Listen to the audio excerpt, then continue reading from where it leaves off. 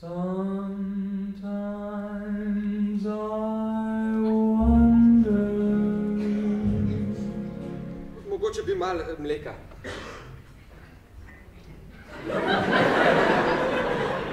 Turško, na tem nivoju smo res provinca, no. Nimamo dostojne službe za oseben transport, ne? Modreče.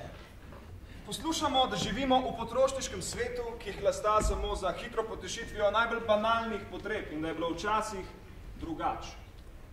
Kaj nam govori Miserere Mei? Da je bilo zmeraj enak. Moravček, a ni o tem doma Primož Peter? Gospodična, ja me zelo veseli. Spoštovani gospod minister. Prosim vas, Veronika, se že tikamo. Čustva so res nekaj lepega, ampak če stvari ne moreš kvantificirati, potem tudi ne poznaš njene dejanske vrednosti. O čem zdaj govoriš, mama? Dragi moj, če je vsaj pol toliko zaljubljena vate kot ti, Vanjo, ne bo opazila cen. Če jih pa bo, bolj jo pa denar zanima dosti bolj, kot si ti misliš. No, pa ti nisi zastonj politik. Čeprav za moška je bolj stimulativno, da se morate potruditi za seks.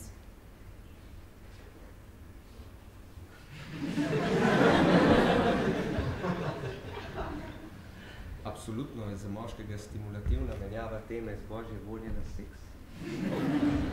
V resnici pa sem dementna. Klinci ogleda. Mojca. Aj to resna medicina. Jaz imam tamle mladega fanta, ki si želi postati zdravnik zato, da bo lahko koristen. Ti si postal minister serijo predlogov o tem, kako lahko ta sistem naredimo bolj učinkovit za čim več bolnikov. Zdajle se pa že 10 minut ukvarja vas evidentno absurdnim primerom ženske, ki krade pozornost, kader in prostor. Treba bi jo bilo pa samo našopati sedativi in jo v najslabšem primeru poslati v dom. Mojca. Kaj? A imaš kakšen boljši predlog? Če bi bila ti pri meni na izpitu, bi padla že pri klinci ogleda. Okej. Za začetek moram povedati, da je hrana res odlična. Če bi bila tole bolnica Franja! Mama! A tovarišica pa spi? Ja, bi radi počakali, se zbudi. Treba si samo predati.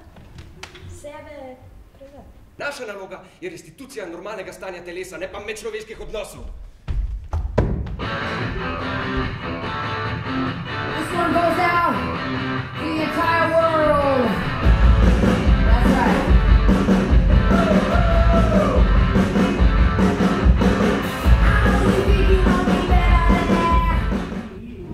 Itak nisi bil preveč zadovoljen kot minister. Ampak še manj bom pa zadovoljen, če letim tako, brez veze. A ti veš, kako sem se jaz počutila, ko sem zvedla, da ste mi prikrivali, kdo je Marko? A? Kako sem se počutila? Neumno, prevarano, s časom povoženo, zavoženo. Kakšna ideja! Včasih rečem kaj čez politiko, potem se mi pa ne upate povedati, da ti hodiš s sinom politika z enega drugega tabora. Ja, a sem tako hudobna, da bi te zastrupila, če bi to vedela, ali kaj? A sem tako neumna, da ne bi razumela, da se ti lahko zaljubiš mimo političnega prepričanja svoje lastne babice. Klemžar, ne tako čustveno, se mi kar roke trese. Ne, še huje bo, sama, morda zavedno, on ni kriv ničesar, le zla usoda, ki naju je oropala najlepšega daru življenja, ljubezenske sreče. Morda ljubezenske sreče med moškim in žensko? Ne, samo ljubezenske sreče. Ne more reči, da ni poznal družinske anamneze. Torej ne ga zdaj le pokličem in rečem, joj, Mare, sorry, res sem nora krava, ampak to imamo v familiji. Ja. In on ti bo povedal, da se je navadil že prvi dan. Ja, a pa ga je kdo iskal, ali so sam debel gledali izolirane simptome? V glavnem to, ja. Pri nas doma smo namreč postavili vašo diagnozo. Kako to mislite? Tako kot sem rekla, vemo, kaj je z vami. Pa ni to spet kaj mimo vrste.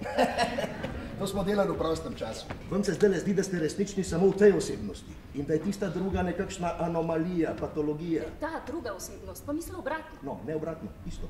Ja, formalno isto, vsebinsko obratno. Ja, hkrati isto in obratno.